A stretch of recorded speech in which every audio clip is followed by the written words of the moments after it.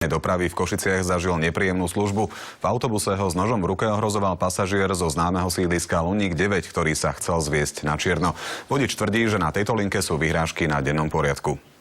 K incidentu došlo na tejto zastávke na sídlisku Luník 9. Vodič cestujúceho vyzval, aby predložil platný cestovný lístok. Ten sa rozúril natoľko, že naňho v momente zaútočil. Na to mi on odpovedal, či ma má zabiť. Vodič ho niekoľkokrát vyzval, aby z autobusu vystúpil. Reakcia podguráženého 50-tníka bola šokujúca. Na to on nôž vybral a udrel dvakrát nožom o kabínu. Autobus bol v tom čase plný pasažierov. Svedkami útoku boli aj ľudia čakajúci na zastávke.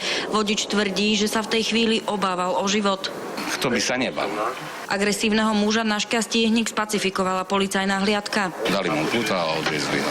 Poverený policajt muža obvinil z prečinu nebezpečného vyhražania.